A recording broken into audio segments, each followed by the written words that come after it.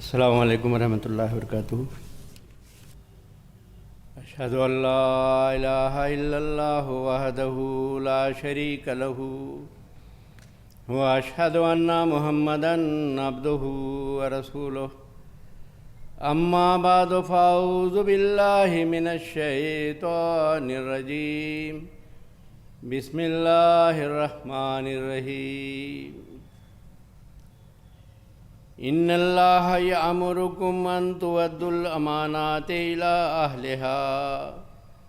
وَإِذَا حَكَمْتُمْ بَيْنَ النَّاسِ أَن تَحْكُمُوا بِالْعَدْلِ إِنَّ اللَّهَ نِعِمَّا يَعِظُكُم بِهِ إِنَّ اللَّهَ كَانَ سَمِيعًا بَصِيرًا۔ سورہ نساء آیت 59۔ الذین ان مکناہم فی الارض اقاموا الصلاة وآتوا الزکاة وامروا بالمعروف ونہوا عن المنکر وللہ عاقبۃ الامور۔ سورہ حج آیت 42۔ ان لک الا تجوع فیہا ولا تعریٰ وَأَنَّكَ لَا تَظْمَأُ فِيهَا وَلَا تَضْحَىٰ۔ سورہ طٰہٰ آیات 119 تا 120۔ قابل احترام صدر اجلاس و معزز سامعین،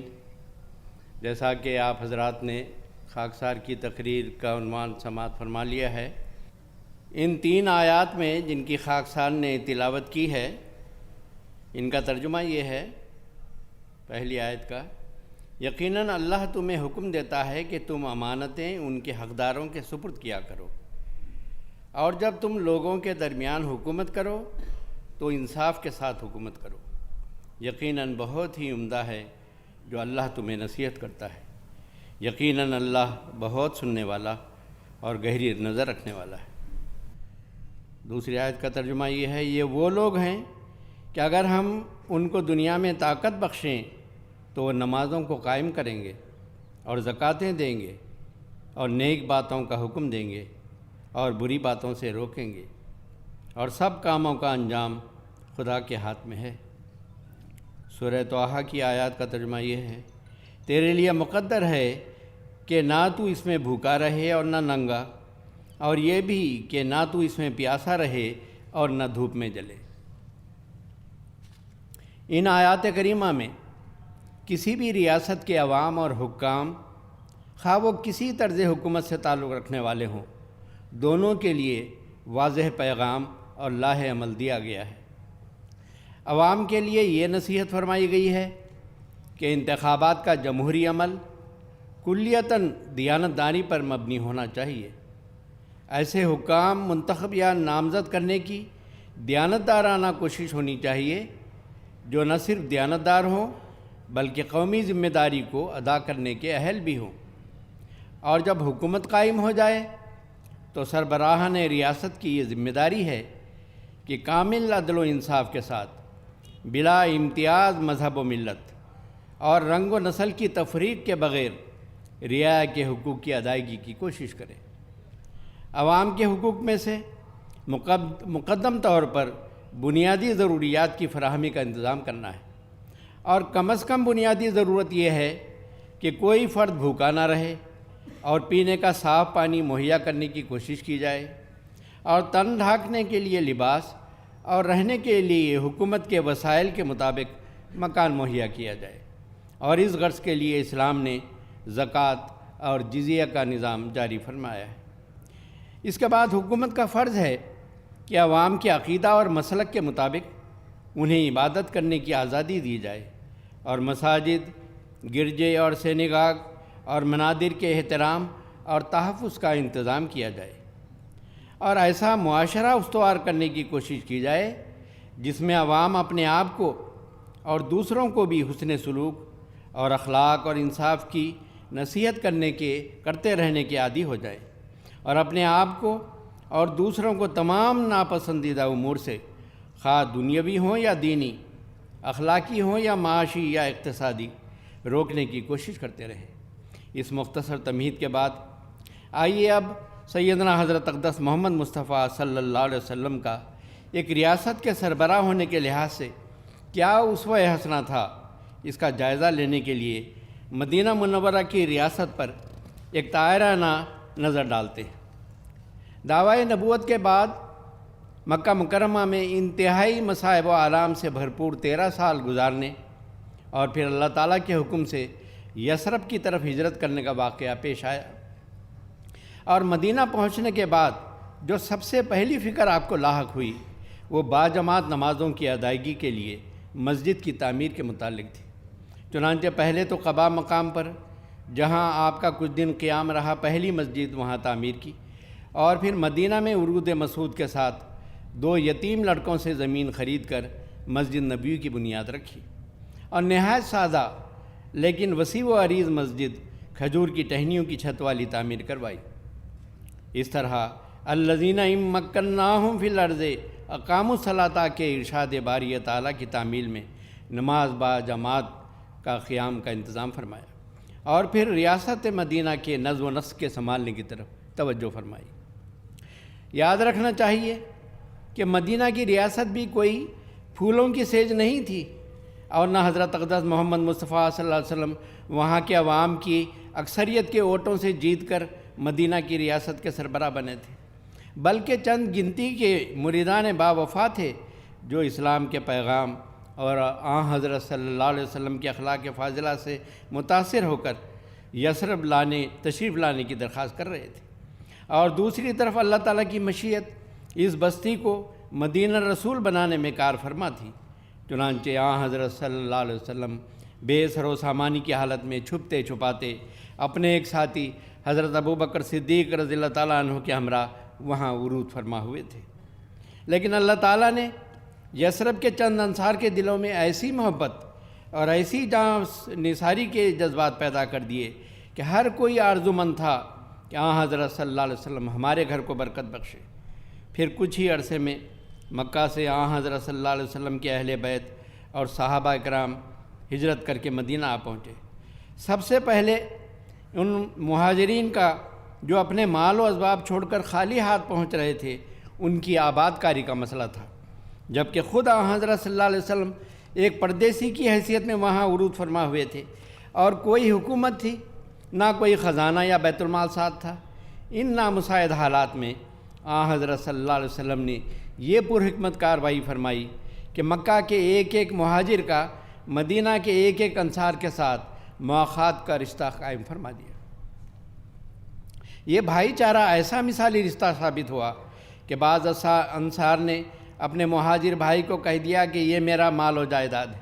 اس میں نصف تمہارا حصہ ہے، اور اخلاص و محبت میں یہاں تک پیش کر دی کہ میری 2 بیویاں ہیں، میں ایک کو میں طلاق دیتا ہوں، عدت گزرنے کے بعد تم مجھ سے شادی کر لینا۔ لیکن اس مہاجر بھائی نے کہا تمہارا مال و اسباب اور اہل و عیال تمہارے لیے مبارک ہو، مجھے صرف بازار کا رستہ بتا دو اور کچھ رقم قرض دے دو۔ چنانچہ پھر جلد ہی نہ صرف وہ اپنے پیروں پر کھڑے ہو گئے بلکہ اوروں کے بھی سہارا بننے کے قابل بن گئے۔ یہ تو تھے مدینہ کے مسلمان صحابہ جو انصار کہلاتے تھے، اور مکہ کے مسلمان صحابہ جو مہاجر کہلاتے تھے، ان کے مابین یکجہتی اور اخوت کی مثالی اور پرحکمت کارروائی کی مختصر رودات۔ اب آگے دیکھتے ہیں اس ریاست میں اور کون کون سی قومیں اور قبائل آباد تھیں، ان کو ساتھ ملانے اور یکجہتی پیدا کرنے اور ایک نظام کے تابع کرنے کے لیے حضرت صلی اللہ علیہ وسلم نے کیا کیا تدابیر اختیار کی۔ مدینہ میں اس وقت یہود کے 3 قبائل بنو قینقاع، بنو نذیر اور بنو قریظہ مقیم تھے۔ 2 قبائل بت پرستوں کے اوس اور خزرج موجود تھے۔ ان 5 قبائل میں نظم و نسق کے نام کی کوئی چیز نہیں تھی۔ خاص طور پر یہود کے 3 قبائل آزاد اور خود مختار رنگ میں الگ الگ قلعوں میں بود و باش رکھتے تھے۔ دوسری طرف قریش مکہ حضرت صلی اللہ علیہ وسلم اور اکثر آپ کے ساتھیوں کے مدینہ ہجرت کر جانے اور مدینہ میں مسلمانوں کے طاقت پر پکڑ جانے کی وجہ سے پیچ و تاب کھا رہے تھے اور اپنی طاقت اکٹھا کرنے میں لگے ہوئے تھے کہ جب بھی موقع ملے مدینہ پر حملہ آور ہو کر مسلمانوں کو وہاں سے بھی بے دخل کرنے میں کامیاب ہو جائیں۔ پس اندرون اور بیرون مدینہ کے یہ حالات حضرت صلی اللہ علیہ وسلم اور آپ کے صحابہ کے لیے، خواہ وہ انصار ہوں یا مہاجر، سکھ چین والے نہیں تھے، حتیٰ کہ خود حضرت صلی اللہ علیہ وسلم بھی اور صحابہ بھی آرام کی نیند نہ سو سکتے تھے۔ تاہم کم از کم اندرون ریاست مسلمانوں اور دیگر غیر مسلم قبائل، بالخصوص یہود کے قبائل کے ساتھ صلح و امن کے ماحول میں رہنے کے لیے حضرت صلی اللہ علیہ وسلم کی دور اندیش نگاہ نے ایک تحریری معاہدہ کرنا ضروری سمجھا، جس کی شرائط کچھ اس طرح تھی۔ نمبر 1، مسلمان اور یہودی آپس میں ہمدردی اور اخلاص کے ساتھ رہیں گے اور ایک دوسرے کے خلاف زیادتی یا ظلم سے کام نہیں لیں گے۔ نمبر 2، ہر قوم کو مذہبی آزادی حاصل ہوگی۔ نمبر 3، تمام شہریوں کی جان و مال محفوظ ہوں گے۔ نمبر 4، ہر قسم کے اختلافات اور تنازعات کے لیے حضرت صلی اللہ علیہ وسلم کی خدمت میں رجوع کریں گے اور ہر ایک کا فیصلہ اس قوم کی اپنی شریعت کے مطابق کیا جائے گا۔ نمبر 5، اگر یہودیوں یا مسلمانوں کے خلاف کوئی قوم جنگ کرے گی تو یہود و مسلمان ایک دوسرے کی حمایت اور امداد کے لیے کھڑے ہوں گے۔ نمبر 6، اگر مدینہ پر کوئی حملہ ہوگا تو سب مل کر اس کا مقابلہ کریں گے۔ نمبر 7، قریش مکہ اور ان کے معاونین کو یہود کی طرف سے کسی قسم کی امداد یا پناہ نہیں دی جائے گی۔ نمبر 8، اگر کوئی فریق حضرت صلی اللہ علیہ وسلم کی اجازت کے بغیر جنگ کے لیے نہیں نکلے گا۔ نمبر 9، اس معاہدے کے مطابق کوئی ظالم یا فسادی سزا سے یا انتقام سے محفوظ نہیں رہ سکے گا۔ اگرچہ بعد کے واقعات ظاہر کرتے ہیں کہ مذکورہ یہودی قبائل بعض معاہدات کے خلاف ورزی کے مرتکب ہوتے رہے اور قبیلہ اوس اور خزرج کے بعض مشرکین نے مسلمانوں کے ساتھ رہنے میں عافیت سمجھ کر بظاہر اسلام قبول کر لیا، لیکن ان کے دلوں میں ایمان نے جھانک کر بھی نہیں دیکھا تھا، بلکہ یہ ہر نازک موقع پر اپنی منافقت کا رنگ دکھاتے رہے۔ تاہم اس معاہدے کی روح سے مسلمانوں اور یہودیوں کے باہمی تعلقات مضبوط ہو گئے اور مدینہ میں ایک قسم کی منظم حکومت کی بنیاد قائم ہو گئی، جس کے سربراہ حضرت صلی اللہ علیہ وسلم قرار پائے۔ پس ایسے نامساعد حالات میں حضرت صلی اللہ علیہ وسلم کا نہایت پرحکمت طریق پر ریاست مدینہ کا نظم و نسق سنبھالنا اور پھر اپنے اعلیٰ اخلاق اور رواداری اور مساوات اور کامل عدل و انصاف کے ذریعے مدینہ منورہ کو ایک مثالی ریاست بنا دینا حضرت صلی اللہ علیہ وسلم کا ایسا قابل تقلید نمونہ ہے جو ہر اس سربراہ کے لیے بھی جو اپنے ہی ملک میں اپنے ہی عوام کی اکثریت کے اتفاق رائے سے منتخب یا نامزد ہو گیا ہو، اس کے لیے بھی ایک مشعل راہ کی حیثیت رکھتا ہے۔ اب خاکسار حضرت صلی اللہ علیہ وسلم کی سیرت طیبہ کے حوالے سے یہ بیان کرنا چاہتا ہے کہ قطع نظر آپ کے روحانی مرتبہ و مقام کے وہ کون سے خاص امور ہیں جن کی وجہ سے حضرت صلی اللہ علیہ وسلم ایک مقبول اور کامیاب سربراہ مملکت نظر آتے ہیں، اور چند باغیوں اور منافقوں کو چھوڑ کر اس ریاست کے عوام آپ پر اپنی جانیں نچھاور کرنے میں فخر محسوس کرتے ہیں۔ سب سے پہلی خصوصیت جو ابھر کر سامنے آتی ہے وہ مذہبی آزادی اور رواداری ہے، بالخصوص ایک ایسی ریاست جس میں مختلف مذاہب اور مسلکوں سے تعلق اور عقیدت رکھنے والوں کی ہو۔ وہاں ہر ایک کو اپنے عقیدہ اور مسلک کے اظہار اور پرامن تبلیغ اور اس پر عمل پیرا ہونے کی آزادی ہو، اور کسی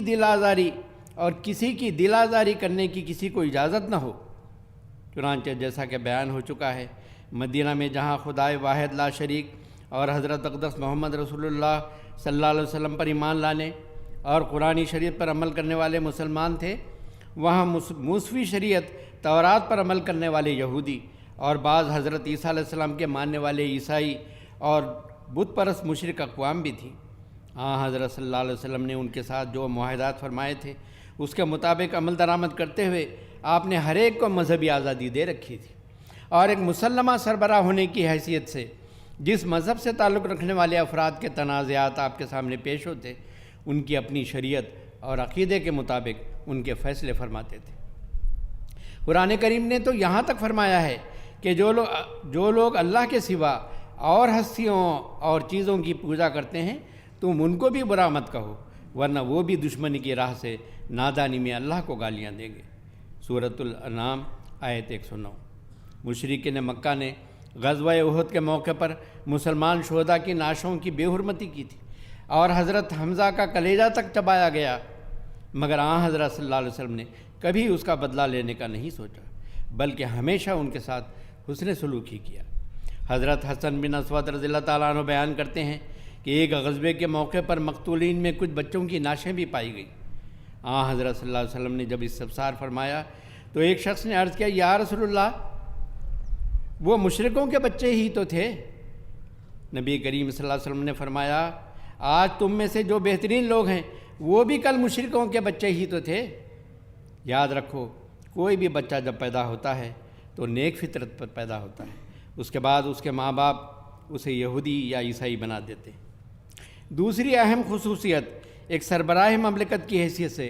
حضرت صلی اللہ علیہ وسلم کے کمال عدل و انصاف کا وہ طریق ہے جو امن عالم کا ضامن ہے۔ آج جس قدر بھی دنیا میں بے چینی اور بدامنی نظر آتی ہے، اس کا بڑا سبب عدل و انصاف کا فقدان ہے۔ اسلام تو صرف اپنوں سے نہیں بلکہ غیروں اور دشمنوں کے ساتھ بھی عدل و انصاف کا سلوک کرنے کی تعلیم دیتا ہے، اور اس بارے میں رسول کریم صلی اللہ علیہ وسلم کی سیرت طیبہ بے مثال نمونوں سے مزین ہے۔ وقت کی رعایت سے میں صرف 2 واقعات پیش کروں گا۔ جن اقوام کے اخلاق زوال پذیر ہونے لگتے ہیں، ان میں جانبداری اور بے انصافی راہ پانے لگ جاتی ہے، اور یہ رواج عام ہو جاتا ہے کہ بڑے لوگ تو قانون کے خلاف عمل کر کے بھی بچ جاتے ہیں، اور صرف غربا اور بے سہارا لوگ ہی سزا پاتے ہیں۔ لیکن حضرت اقدس محمد مصطفیٰ صلی اللہ علیہ وسلم رحمت للعالمین اور رؤوف و رحیم ہونے کے باوجود احکام شریعت کے نفاذ میں بے حد غیرت رکھتے تھے، اور عدل و انصاف کو کبھی بھی ہاتھ سے نہ جانے دیتے تھے۔ چنانچہ بخاری شریف میں حضرت عائشہ سے یہ روایت درج ہے کہ قبیلہ بنی مخزوم کی فاطمہ نامی ایک عورت نے چوری کی۔ اس پر لوگوں نے چاہا کہ رسول کریم صلی اللہ علیہ وسلم کی خدمت میں اس عورت کے معاملے میں نرمی کی سفارش کی جائے۔ چنانچہ اسامہ بن زید، جو رسول کریم صلی اللہ علیہ وسلم کے بہت لاڈلے اور پیارے تھے، ان کو تیار کیا۔ انہوں نے رسول کریم صلی اللہ علیہ وسلم کی خدمت میں نرمی کی درخواست کر دی۔ حضرت رسول کریم صلی اللہ علیہ وسلم نے اس امر کو بہت برا منایا، اور غصے سے آپ کا چہرہ مبارک سرخ ہو گیا۔ آپ نے فرمایا، بنی اسرائیل کی عادت تھی کہ جب ان میں کوئی شریف چوری کرتا تو اسے چھوڑ دیتے، مگر جب کوئی غریب چوری کرتا تو اس کے ہاتھ کاٹ دیتے تھے۔ مگر میرا یہ حال ہے کہ اس ذات کی قسم جس کے ہاتھ میں میری جان ہے، اگر محمد کی بیٹی فاطمہ بھی چوری کرتی تو میں اس کا بھی ہاتھ کاٹ دیتا۔ اللہم صلی علی محمد وعلی آل محمد وبارک وسلم انک حمید مجید۔ دوسرا واقعہ یوں ہے کہ جنگ بدر میں مشرکین مکہ کے قیدیوں میں رسول اللہ صلی اللہ علیہ وسلم کے چچا حضرت عباس بھی قید تھے۔ قیدیوں کی نگرانی جب حضرت عمر کے سپرد ہوئی تو انہوں نے حضرت عباس سمیت سب قیدیوں کی مشقیں اچھی طرح سے کس دیں جو مسجد نبوی کے احاطے میں تھے، جس سے حضرت عباس کراہنے لگے۔ رسول اللہ صلی اللہ علیہ وسلم نے جب اپنے چچا کے کراہنے کی آواز سنی تو بے چین ہو گئے اور آپ کی نیند اڑ گئی۔ انصار کو کسی طرح اس کا علم ہو گیا تو انہوں نے حضرت عباس کی مشقیں ڈھیلی کر دیں، جس کی وجہ سے ان کا کراہنا بند ہو گیا۔ اس پر حضرت صلی اللہ علیہ وسلم نے دریافت فرمایا کہ عباس کے کراہنے کی آواز کیوں نہیں آ رہی؟ صحابہ نے عرض کیا، یا رسول اللہ، ہم نے آپ کی تکلیف کے خیال سے ان کی رسیاں ڈھیلی کر دی ہیں۔ حضرت صلی اللہ علیہ وسلم نے فرمایا، یہ تو انصاف کے خلاف بات ہے، یا تو باقی قیدیوں کی رسیاں بھی ڈھیلی کر دو یا پھر عباس کی رسیاں بھی کر دو۔ اس پر صحابہ نے تمام قیدیوں کی رسیاں ڈھیلی کر دی۔ نعرہ تکبیر، اسلام احمدیت، پاک محمد مصطفیٰ، محسن انسانیت، جلسہ سالانہ قادیات۔ پھر ایک خصوصیت یہ سامنے آتی ہے کہ ہمارے آقا و مطاع حضرت اقدس محمد مصطفیٰ صلی اللہ علیہ وسلم نے اپنے اسوہ حسنہ سے یہ اہم نقطہ بھی سمجھایا کہ ایک کامیاب قائد، ایک کامیاب سربراہ کے لیے ضروری ہے کہ وہ ہر نازک مرحلے پر قوم کی رہنمائی کے لیے ہمہ وقت تیار رہے، اور جس حد تک ممکن ہو موقع پر پہنچ کر رہنمائی کرے اور قوم کی حوصلہ افزائی کرے۔ اس سلسلے میں صرف ایک واقعہ پیش کرتا ہوں۔ غزوہ خندق کے موقع پر حفاظتی اور جنگی نقطہ نظر سے مدینہ کے ارد گرد خندق کھودی جا رہی تھی۔ صحابہ کی حالت یہ تھی کہ بھوک کی تکلیف کو کم کرنے کی غرض سے پیٹ پر پتھر باندھے ہوئے تھے۔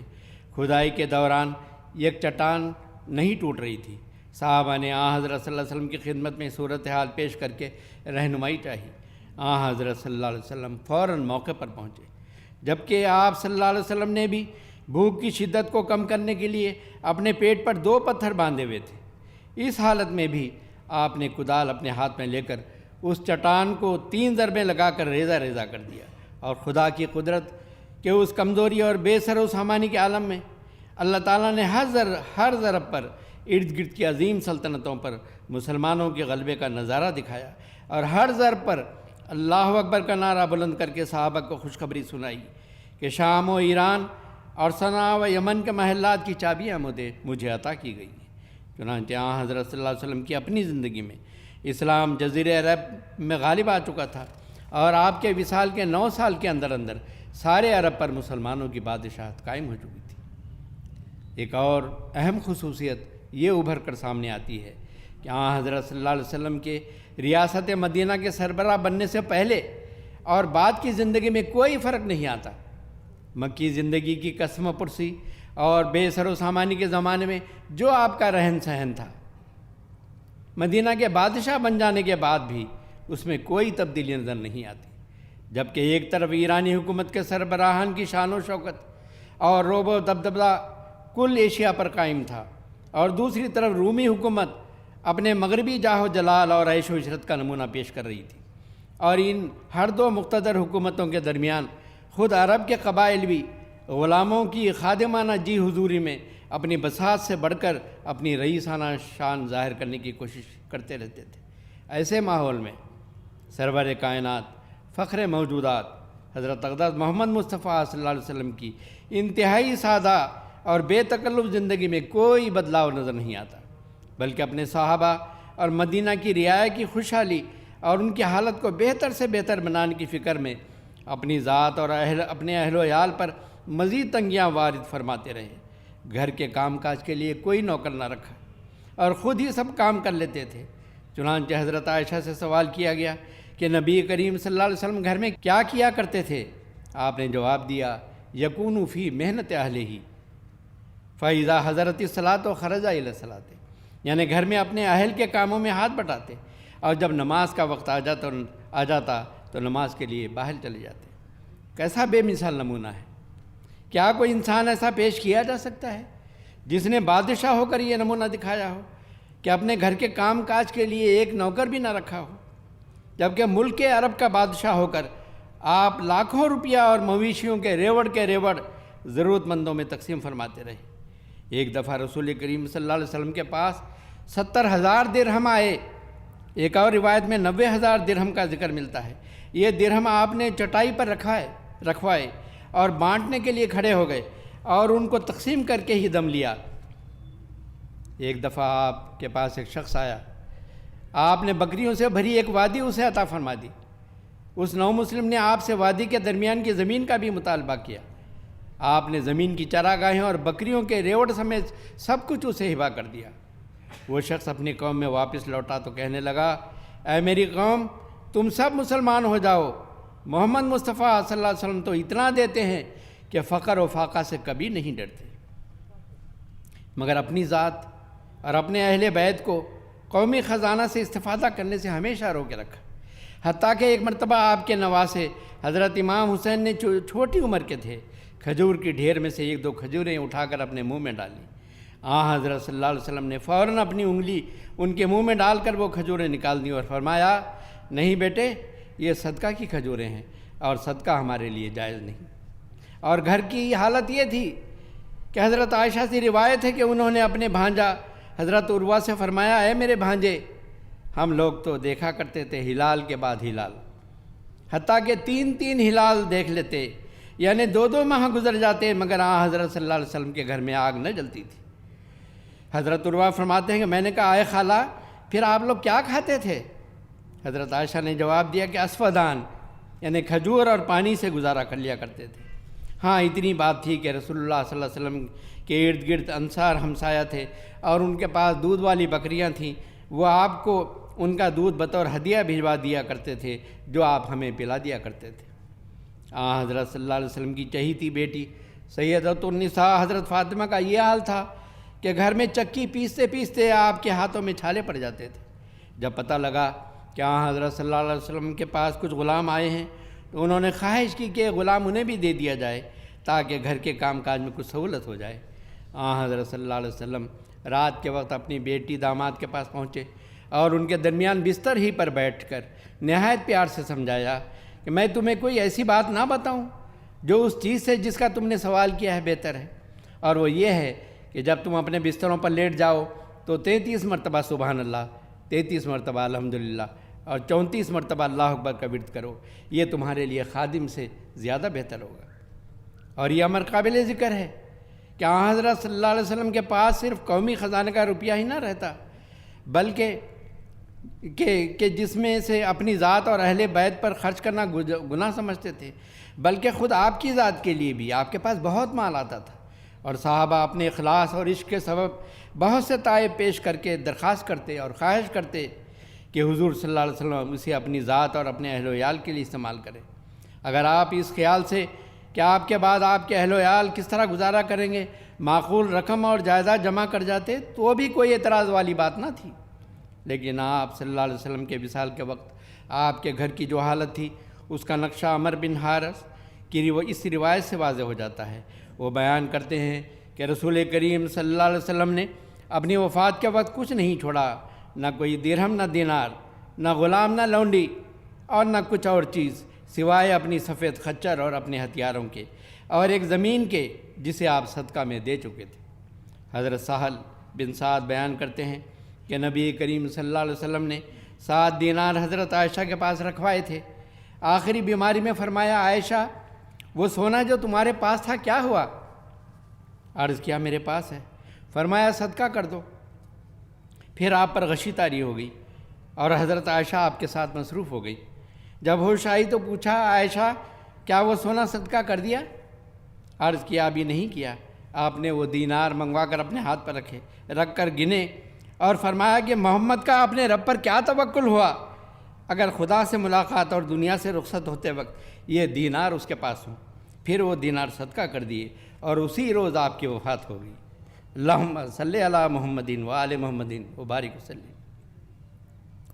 آپ کے عاشق صادق حضرت مرزا غلام احمد قادیانی مسیح موعود و مہدی موعود علیہ السلام آپ کی زندگی کا نقشہ کھینچتے ہوئے فرماتے ہیں، خدا تعالیٰ نے بے شمار خزائن کے دروازے حضرت صلی اللہ علیہ وسلم پر کھول دیے، سوان جناب نے ان سب کو خدا کی راہ میں خرچ کیا اور کسی نوع کی تن پروری میں ایک حبہ بھی خرچ نہ ہوا، نہ کوئی عمارت بنائی نہ کوئی بارگاہ تیار ہوئی، بلکہ ایک چھوٹے سے کچے کوٹھے میں جس کو غریب لوگوں کے کوٹھوں پر کچھ بھی ترجیح نہ تھی اپنی ساری عمر بسر کی، بدی کرنے والوں سے نیکی کر کے دکھلائی، اور وہ جو دل آزار تھے ان کی مصیبت کے وقت اپنے مال سے خوشی پہنچائی، سونے کے لیے اکثر زمین پر بستر اور رہنے کے لیے ایک چھوٹا سا جھونپڑا اور کھانے کے لیے نان جو یا پھر فاقہ اختیار کیا۔ دنیا کی دولتیں بکثرت آپ کو دی گئیں، پر حضرت صلی اللہ علیہ وسلم نے اپنے پاک ہاتھوں کو دنیا سے ذرا آلودہ نہ کیا اور ہمیشہ فقر کو تونگری پر اور مسکینی کو امیر پر اختیار کر رکھا، اور اس دن سے جو ظہور فرمایا تا اس دن تک جو اپنے رفیق اعلیٰ سے جا ملے بجز اپنے مولا کریم کے کسی کو کچھ چیز نہ سمجھا۔ براہین احمدیہ روحانی خزائن جلد 1 صفحہ 276 تا 292 حاشیہ نمبر 11۔ پاک محمد مصطفیٰ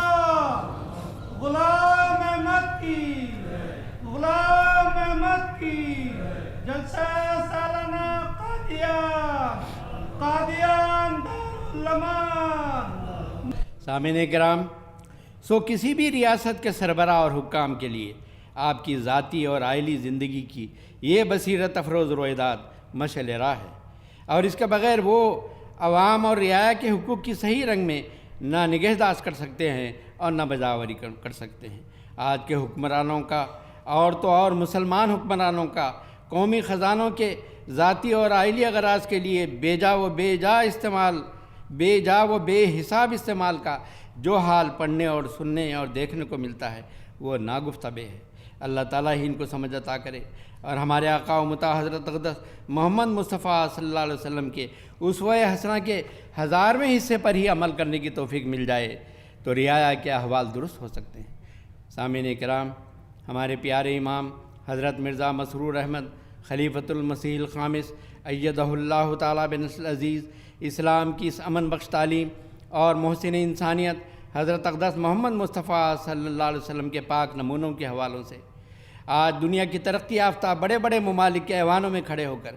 عدل و انصاف قائم کرنے اور عالمی بے چینی اور بد امنی اور انتہا پسندی کو روکنے اور تیسری جنگ عظیم کے بادل جو سر پر منڈلا رہے ہیں ان سے بچنے کے لیے عالمی سربراہوں کو متنبہ فرما رہے ہیں۔ آخر پر ان میں سے صرف 2 اقتباس پیش کر کے اپنی تقریر کو ختم کروں گا۔ 27 جون 2012 کو کیپٹل ہل واشنگٹن ڈی سی میں حضرت خلیفۃ المسیح الخامس ایدہ اللہ تعالیٰ بنصر العزیز نے کانگریس و سینٹ کے اہم اراکین، وائٹ ہاؤس کے اسٹاف اور غیر سرکاری تنظیموں کے رہنماؤں اور مختلف ممالک کے سفیروں کی موجودگی میں خطاب فرمایا اور فرمایا، جنگ عظیم اول کے اختتام کے بعد ممالک کے رہنماؤں کی ایک خواہش تھی کہ مستقبل میں اچھے پرامن بین الاقوامی تعلقات قائم ہوں۔ چنانچہ عالمی امن کے قیام کی ایک کوشش کے طور پر لیگ آف نیشنز قائم کی گئی۔ اس کا بنیادی مقصد دنیا میں امن قائم کرنا اور آئندہ جنگوں کو روکنا تھا۔ بدقسمتی سے اس لیگ کے اصول اور اس کی قراردادوں میں بعض نقائص اور خامیاں تھیں، چنانچہ وہ تمام اقوام کے حقوق کا صحیح رنگ میں مساویانہ تحفظ نہ کر سکے۔ اس عدم مساوات کا نتیجہ یہ نکلا کہ دیر پا امن قائم نہ ہو سکا، لیگ کی کوششیں ناکام ہو گئیں اور اس کے براہ راست نتیجے کے طور پر جنگ عظیم دوئم برپا ہوئی۔ اس کے بعد جو بے مثل تباہی اور بربادی ہوئی ہم سب اس سے آگاہ ہیں، جس میں قریباً 7 کروڑ 50 لاکھ لوگ اپنی جانوں سے ہاتھ دھو بیٹھے، جن میں ایک بڑی تعداد معصوم شہریوں کی تھی۔ یہ جنگ دنیا کی آنکھیں کھولنے کے لیے کافی ہونی چاہیے تھی۔ اس کے نتیجے میں ایسی پالیسیاں بننی چاہیے تھیں جن کے ذریعے انصاف کی بنیاد پر تمام فریقین کو ان کے جائز حقوق ملتے، اور اس طرح یہ تنظیم عالمی امن کے قیام کا ایک ذریعہ ثابت ہوتی۔ اس وقت کی حکومتوں نے بلا شبہ ایک حد تک قیام امن کی کوششیں کی اور اس طرح اقوام متحدہ کی تشکیل عمل میں آئی، تاہم جلد ہی یہ بات بالکل واضح ہو گئی کہ اقوام متحدہ کا اعلیٰ اور بہت اہم بنیادی مقصد بھی پورا نہ ہو سکا۔ عالمی بحران اور امن کی راہ، صفحہ 74-75۔ اسی طرح 11 جون 2013 کو پارلیمنٹ ہاؤس لندن میں بیان فرمودہ خطاب میں فرمایا، وقت کی اہم ضرورت ہے کہ عالمی امن اور ہم آہنگی کے قیام کی کوشش میں سب لوگ ایک دوسرے کا اور تمام مذاہب کا احترام قائم کریں، بصورت دیگر خطرناک نتائج نکل سکتے ہیں۔ دنیا ایک گلوبل ولیج بن گئی ہے، لہذا باہمی احترام کے فقدان اور امن کے فروغ کے لیے باہمی اتحاد پیدا نہ ہونے کی صورت میں صرف مقامی آبادی یا شہر یا کسی ایک ملک کو نقصان نہیں پہنچے گا، بلکہ در حقیقت یہ تمام دنیا کی تباہی پر منتج ہوگا۔ ہم سبھی پچھلی 2 عالمی جنگوں کی ہولناک تباہیوں سے بخوبی آگاہ ہیں۔ بعض ممالک کی پالیسیوں کی وجہ سے ایک اور عالمی جنگ کے آثار دنیا کے افق پر نمودار ہو رہے ہیں۔ اگر عالمی جنگ چھڑ گئی تو مغربی دنیا بھی اس کے دیر تک رہنے والے تباہ کن نتائج سے متاثر ہوگی۔ آئیں خود کو اس تباہی سے بچا لیں، آئیں اپنی آئندہ آنے والی نسلوں کو جنگ کے مہلک اور تباہ کن نتائج سے محفوظ کر لیں، کیونکہ یہ مہلک جنگ ایٹمی جنگ ہی ہوگی، اور دنیا جس طرف جا رہی ہے اس میں یقینی طور پر ایک ایسی جنگ چھڑنے کا خطرہ ہے۔ ان ہولناک نتائج سے بچنے کے لیے انصاف، دیانتداری اور ایمانداری کو اپنانا ہوگا، اور وہ طبقے جو نفرتوں کو ہوا دے کر امن عالم کو تباہ کرنے کے درپے ہیں ان کے خلاف متحد ہو کر انہیں روکنا ہوگا۔ میری خواہش اور دلی دعا ہے کہ خدا تعالیٰ بڑی طاقتوں کو اس سلسلے میں اپنی ذمہ داریاں اور فرائض انتہائی منصفانہ اور درست طریق پر نبھانے کی توفیق عطا فرمائے۔ آمین۔ وآخر دعوانا ان الحمد للہ رب العالمین۔